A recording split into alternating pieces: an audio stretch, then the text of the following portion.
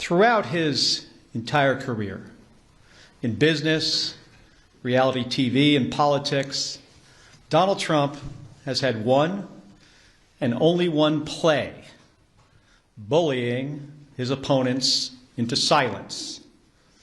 He did it as a failed casino owner who bankrupted his properties and screwed over his contractors. He did it as a reality TV host known for firing people. And he's done it as president who tries every day to intimidate people with no regards for the rights or well-being of the American people. I'll say this for the guy: while he's never seemed to do much else right for most of Donald Trump's career, bullying people has worked out for him. But not now. Because I won't let it happen. The American people won't let it happen. President Trump is trying to silence me, threatening to kill me for saying what is true. And he sent his Secretary of Defense after me. And it's not going to work. Here's how we got here. A week and a half ago, Senator Slotkin and I, along with others who also served in the military and the intelligence communities, we released a video with a simple message to service members that they must refuse illegal orders. Nothing was controversial about that. Everyone must follow the law. No one may break the law. This is pretty basic stuff. Seeing that video, here's how any other president would have responded. They would have said 2 words: of course. But that's not how this president responded. We've become so accustomed to Donald Trump's behavior that it is worth emphasizing. The President of the United States said that 2 U.S. senators and 4 members of the House of Representatives should be arrested, hanged, executed for something we said, for something that is true. My family knows the cost of political violence. My wife, Gabby, was shot in the head and nearly died while speaking with her constituents. The president should understand this too. He has been the target of political violence himself. The Speaker of the Minnesota House of Representatives, Melissa Hortman, and her husband were murdered in their home this year.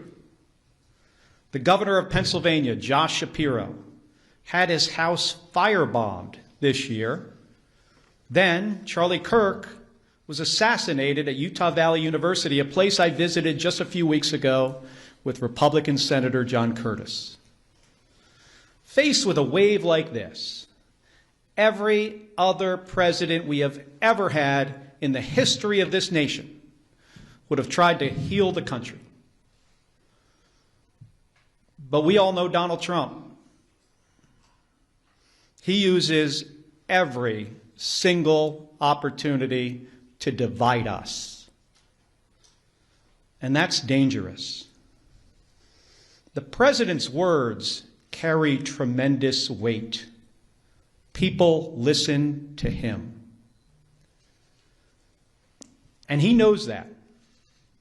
And that's exactly why he does what he does. He makes these threats to silence people. And if that doesn't work, he abuses his power to intimidate people. And with the consent of Republicans in the United States Senate, he has surrounded himself with people like the Secretary of Defense, Pete Hegseth, who will do whatever he says with no question, no matter what.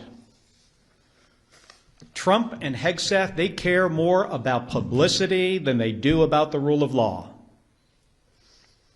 That's how I ended up finding out via a tweet that the Secretary of Defense was ordering an investigation into me.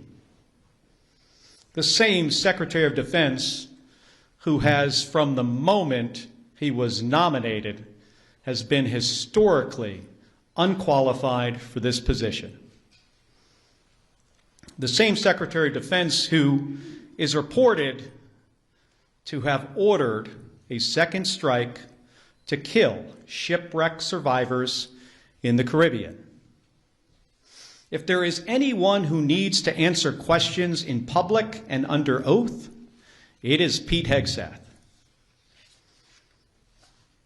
It's a dangerous moment for the United States of America when the president and his loyalists use every lever of power to silence United States senators for speaking up.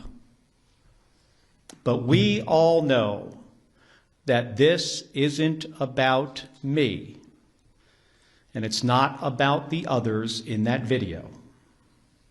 They're trying to send a message to retired service members, to government employees, to members of the military, to elected officials, and to all Americans who are thinking about speaking up.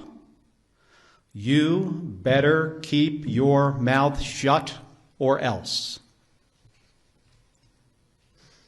This has been a singular focus of President Trump's second term. Not addressing costs, not creating jobs, intimidating people, and going after the people he views as his political opponents. He's done it to companies. You better write a check to build my ballroom, or I might not approve your merger. He's done it with universities. You better fire your president, or I'll pull your research funding. He's even done it to late-night hosts. You better not make jokes that I do not like, or I'll get you taken off the air, and I'm going to take your company's broadcast license. And he does it every week with Republicans in the House and the Senate. You better toe the party line, or I'll make sure you never get reelected. Folks, this comes at a cost. And not only to American companies, colleges, and comedians. It damages every American's freedom of speech and the balance of powers that form the foundation of our democracy. Because when Republicans in Congress are too afraid to disagree with this president, it means that his bad ideas go unchallenged. He has slapped reckless tariffs on countries across the globe, skyrocketing the cost of everything from groceries to school supplies. Republicans historically, well, at least a year ago, they hated tariffs. But when it comes to voting to undo them, they are too afraid of Donald Trump. So Americans pay more for just about everything because of spineless politicians. It's the same with health care costs. There are Republicans in the House and the Senate who really want to do something to prevent these health care premiums from spiking for millions of Americans. The solutions are simple, but President Trump says he doesn't want to, so nothing happens. Nothing except a government shutdown. It goes on and on. The president has gone too far. Everybody needs to wake up. The occupant of the Oval Office is ignorant to the Constitution and has no regard for the rule of law. In trying to silence me, in proposing to court-martial me, in threatening to kill me, for fighting back when our democracy demands that we must fight back. President Trump has crossed the line. And this time, it's not going to work. I will not be intimidated by this president. I am not going to be silenced by this president or the people around him because I've given too much in service to this country to back down to this guy. In 1991, when Donald Trump was driving the Taj Mahal casino into bankruptcy, I was getting shot at over Iraq and Kuwait. In 2001, after Donald Trump said that the collapse of the Twin Towers meant he now owned the tallest skyscraper in Manhattan, I was carrying flags honoring 9/11 victims into space on a rocket ship. In 2003, when Donald Trump was writing birthday greetings to the monster Jeffrey Epstein, I was the first on the scene to recover the bodies of my fellow astronauts who died when Space Shuttle Columbia exploded during re-entry.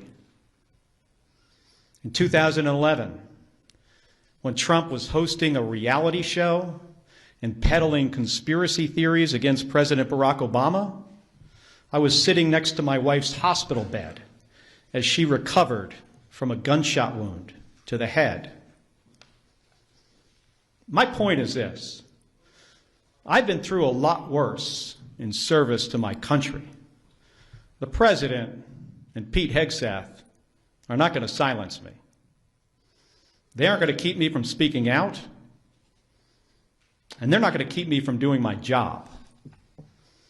Enough of the bullying, enough of the intimidation, enough of the threats, enough of your nonsense.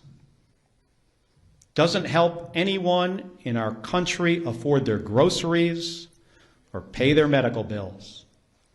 And it erodes the rights of every American. My job is to fight for them, to stand up for the Constitution, and nothing is going to stop me from doing my job. Thank you, and I'll take some questions. Hold on a second.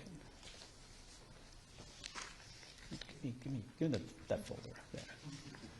Just sit this down here. Can you, well, I know it's Manu from CNN, but for everybody, just starting with you, just say who you are, you know, what station.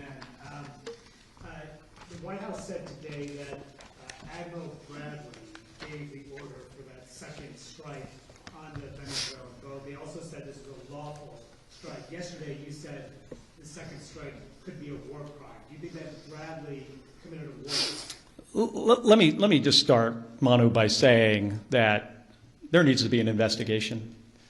We need to pull some of these members of DOD and the military into the armed services committees in the House and the Senate. You know, that's what the White House is saying. I hope what has been reported is not accurate. I revere members of the United States Navy, especially special operators, Navy SEALs. These are the most highly trained, you know, individuals in our military. I have deep, deep respect for them. So I hope what we are hearing is not accurate. I will say, though, you know, as somebody who has sunk 2 ships myself, that folks in the military need to understand, you know, the law of the sea, the Geneva Conventions, what the law says. And I'm concerned that if there were, in fact, as reported, you know, survivors clinging to a damaged vessel, that could be, you know, over a line. I hope it's not the case. I truly do. Should Admiral Bradley resisted that order? Again, I am, you know, not sure of all the facts yet.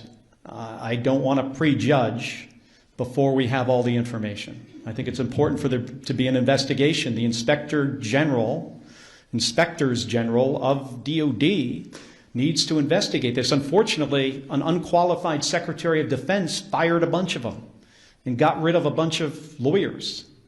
I mean, Pete Hegseth, do I have a lot of confidence in DOD? Well, hopefully we have, you know, inspectors general there that will be doing an impartial investigation. I think we should wait for the results of those investigations.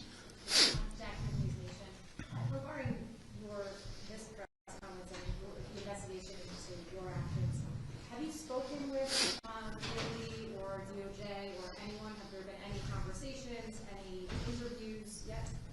You know, like I said in my remarks, I was notified of a potential court-martial through a tweet by the Secretary of Defense. I mean, think about that for a second. How ludicrous is that? That's the only notification that we have received to date. And I think that says a lot about who Pete Hegseth is and what he cares about. He doesn't care about the law. He doesn't care about process. He doesn't care about accountability. He cares about views on his Twitter account. And that's a big problem. I mean, I want to ask you guys this question. Have you ever in the history of our country seen a less qualified or less professional Secretary of Defense? I cannot think of one. Yeah, Senator Kelly, Nathaniel Reagan, Scripps News. Are you concerned about threats on your life? Have you stepped up your personal security and, of course, the security of your wife? Hey, I'm no stranger. You know, Gabby and I are no stranger to political violence. We get a lot of threats already. She continues to get threats. She gets threats on her life, more so today because what Donald Trump said about me 10 days ago, that I should be hanged, that I should be executed. The threats on us have obviously gone up. I'm not going to get into details about my personal security. We take these threats very seriously, and I take, you know, the threats from this president seriously.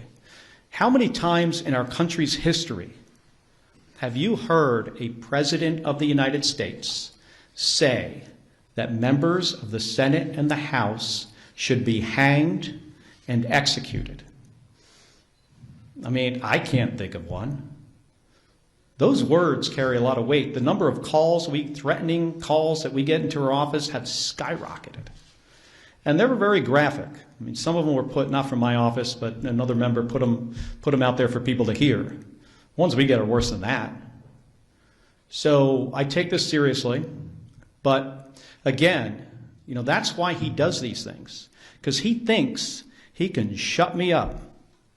I have First Amendment rights. I'm a United States Senator. I am doing my job. I'm on the Armed Services and the Intelligence Committee. He ain't going to shut me up. I mean, he intimidates other people. I'm not intimidated by Donald Trump or Pete Hegseth or anybody else. Thank you, Senator Nicole Killeen with CBS News. Yeah. Are you aware, just back on Venezuela, are you aware of whether or not the Secretary has had, and Secretary Hegseth, that is, if he's had any conversations with any members of the Armed Services Committee, and in terms of these calls to investigate, do you believe the Secretary and Admiral Bradley should appear before the Armed Services? They absolutely should appear. You know, I've talked to the chairman of Armed Services about it and the ranking member. They should absolutely appear. I'm not so confident they will. This is not an administration that tends to follow any norms. But we need to get to the bottom of this, of what happened. And we are not Russia and Iraq. I'm really concerned if the reporting is correct. Again, I hope the reporting about this incident is not accurate. What the White House said today actually indicated it might be, but we're going to have to see. Going back to the DOJ matter, are you considering any legal actions or the threats of being court-martialed or any of the pleas or threats of investigations? You mean like me suing Donald Trump for what he said? I think what he said about us is dangerous. It's ridiculous. It is a violation of our constitutional rights as Americans and our rights as senators to do our job, and he's trying to intimidate us. But I have not considered that, not at this point. Yeah. Thank you, Senator. Senator Secretary from Multimedia. Do you see this as fundamentally First Amendment issue for you that you want to highlight against the president who's trying to silence you? And how do you see the whole process playing out? Well, again, this isn't really about me. And that's why I think people are kind of got this a little bit off here. It's not about me. It's not about the other 5 members in the video. It's not about Alyssa Slotkin, Chris DeLuzio, Chrissy Houlihan, Jason Crow, Maggie Goodlander. It's not about us. This is about a president who doesn't want anybody to say anything that he does not like. I don't think he understands the Constitution. I'm serious about this. I think he is ignorant to the Constitution and the rule of law. And he just wants to silence us, and it starts with us. And that's one of the reasons people say, well, why wouldn't you just back off? Because this isn't about me. This is about what he will do next. Who's he going to go after next? Which service member? Which government employee? Which citizen who decides to say something that this president doesn't like? And then he goes after them, in my case with the Secretary of Defense. Who knows what's next? With the Attorney General? I mean, this DOJ has been just, attacking people for all kinds of stuff. And what's next? Our First Amendment rights? Ain't happening. Noah Robertson, The Washington Post. Can you tell us anything more about the FBI's involvement in the inquiry into you and the other lawmakers who appeared in the video? Have you scheduled an interview with them? We haven't heard all that much. We got notified. I think the better question is, what is their motivation? Did this come from the FBI? Do you guys think the FBI? They went into their meeting that morning and said, of all the stuff that's going on in the country right now, we got to get right on top of this. These guys said something the president didn't like, and now we've got to do something about it. Or do you think it's possible that the president told his FBI director to tell the FBI agents to reach out to these guys? So I think this is a good question for you. All of you in here should be asking the FBI those questions. I don't have the answers to them. Yeah. Can you tell us anything more about the Senate Armed Services Committee's inquiry into the September 2nd strike? The nature of the request for information submitted, what information has been sent back from DOD so far in your conversations with the chairman? Well, we had a brief on the first 3 strikes, and I have said this, before 10 days ago, that they're tying themselves in knots trying to explain why this entire operation is legal.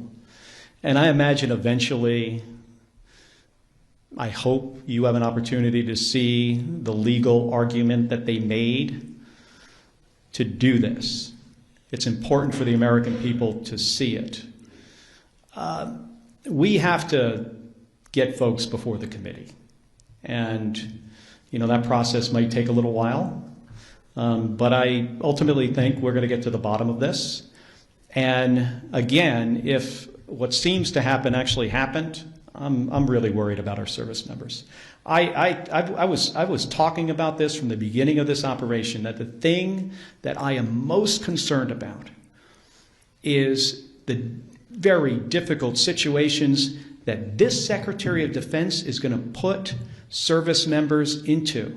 And it's because this guy is so unqualified for the job.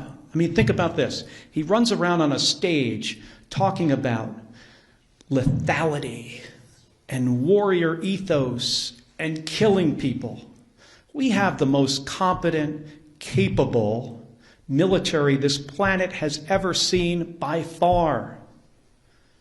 That's not the message that needs to come from the Secretary of Defense.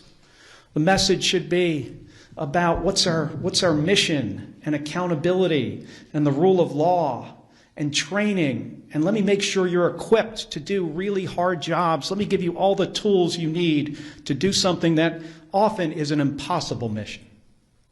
And instead, he runs around on a stage like he's a 12-year-old playing Army. And it is ridiculous. It is embarrassing. And I can't imagine what our allies think of looking at that guy in this job, one of the most important jobs in our country. In my view, after the President of the United States, it is the next most important job. He is in the National Command Authority for Nuclear Weapons. And last night, he's putting out on the internet turtles with rocket-propelled grenades. Have you seen this? This is the Secretary of Defense. This is not a serious person. He should have been fired after Signalgate. And then every single day after that.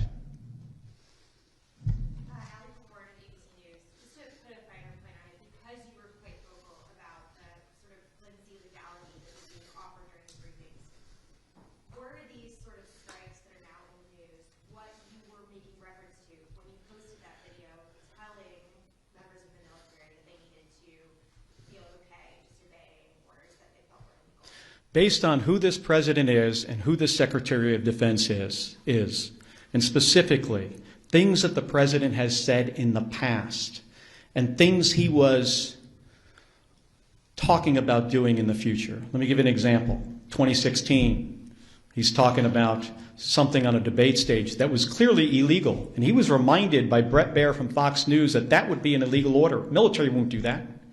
You know what the president's response was to that? The military will not refuse my orders, implying that even if they are illegal, they will not refuse them. He's also talked about shooting protesters in the legs. Then he's talking about deploying more troops to American cities and using those cities as training grounds. Do you know what that means? That means using the American people for the military to train on. So we were looking forward to try to head something off at the pass that could have been really, really bad. So it wasn't about this specific thing. Yeah. The NDAA conference report is set to come out later this week, over the weekend, early next week. In addition to that, you all have not yet conferenced out the defense appropriations bill for the current fiscal year.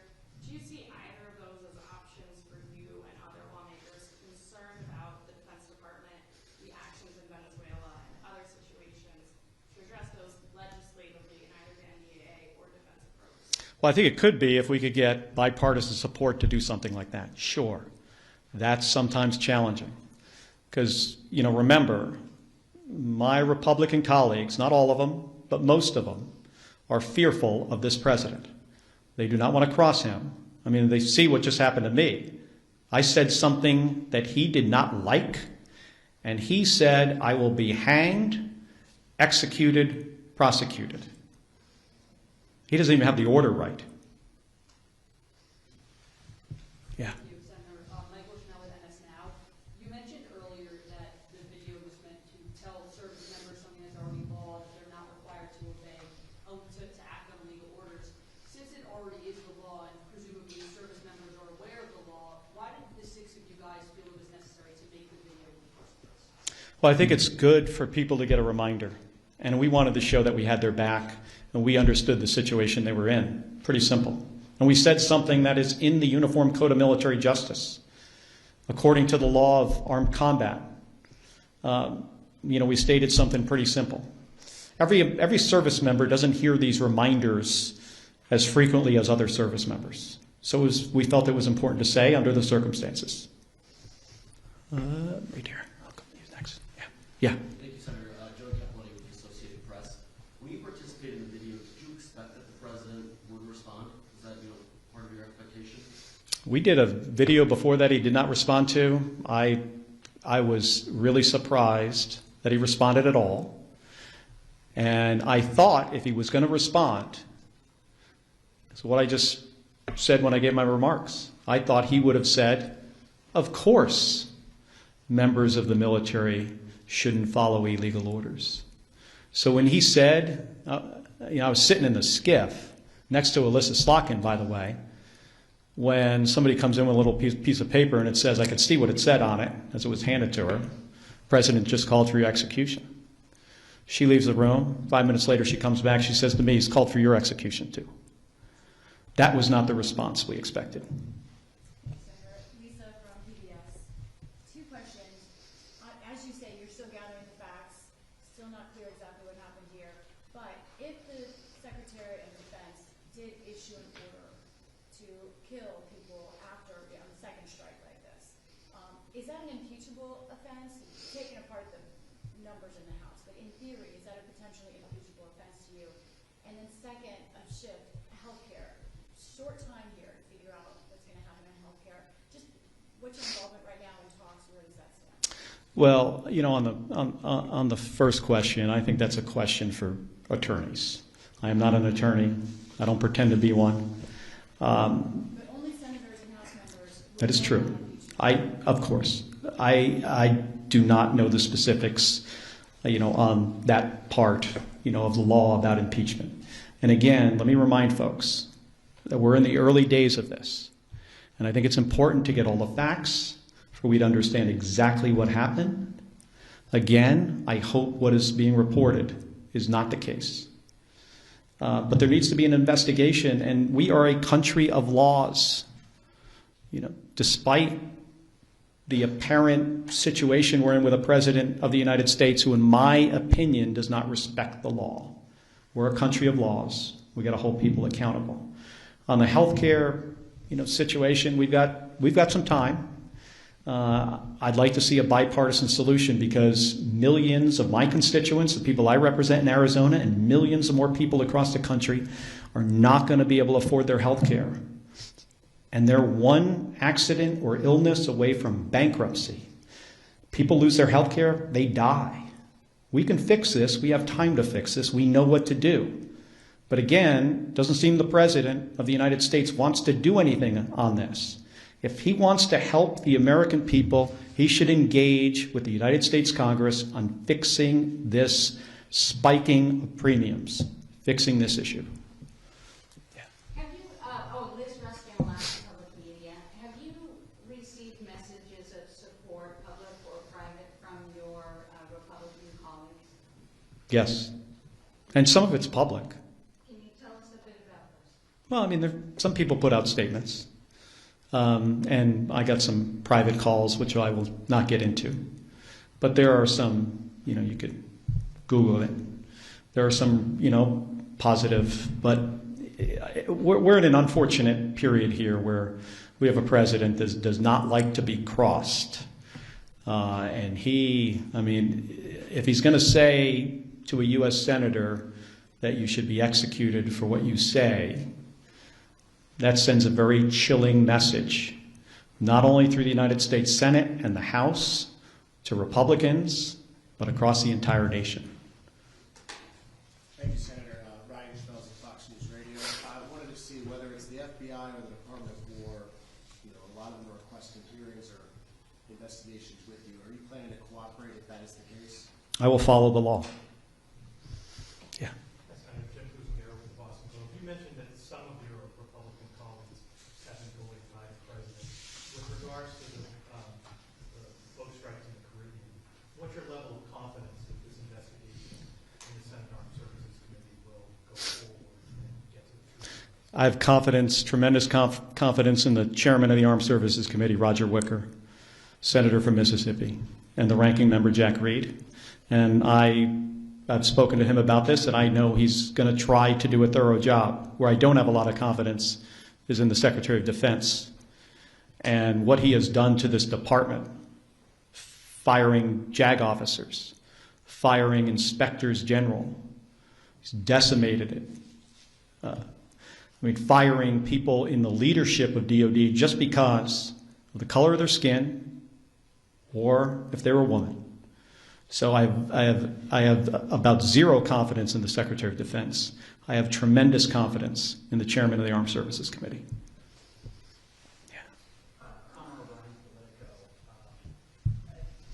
Senator Schatz tweeted this afternoon, said EXF needs to testify in the month of December before we pass a defense authorization. And I'm just curious, as a member of Armed Services, do you agree with that approach? Should Democrats be open to potentially, holding up NDA to leverage testimony, information, whatever in this process? I spent 25 years in the United States Navy. I understand the importance of the defense bill and the programs that we authorize and the changes we make to policy through that piece of legislation. I've talked to Senator Schatz, and we'll continue to talk about this, but in general, my view, on this is we've got to be very thoughtful about how we handle the process of the defense bill. Yes. Yeah.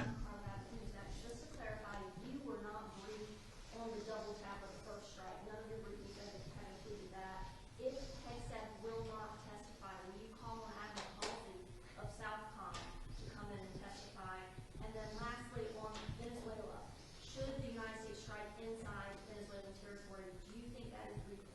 So I'm going to have a conversation with the chairman and the ranking member about who specifically, we bring in to testify, whether we do it in public or not.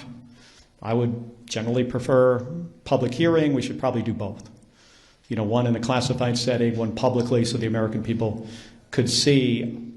I'm still trying to figure out the justification that Donald Trump has if he was to, conduct kinetic strikes into Venezuela. What's the goal? Why hasn't he communicated this to the American people? That's the job of the president, to lay out a case before we go to war. And if it is about removing Maduro, how do you square that with pardoning Juan Hernandez, who is basically the same guy from a different country, who got sentenced to 45 years in prison, and he's barely been there? Probably hasn't even gotten settled in yet, and the president's going to release him? Doesn't make any sense. And I'll tell you what, regime change as a policy of the United States generally in our history has not worked out well. Think of South Vietnam. Think of the Bay of Pigs, Iraq and Afghanistan. It results in the deaths of U.S. service members without the intended outcome. And in this case, I don't even think we know the intended outcome. President needs to make a case to the American people when he is about to put thousands of American men and women in harm's way. This is not the way to manage the U.S. military.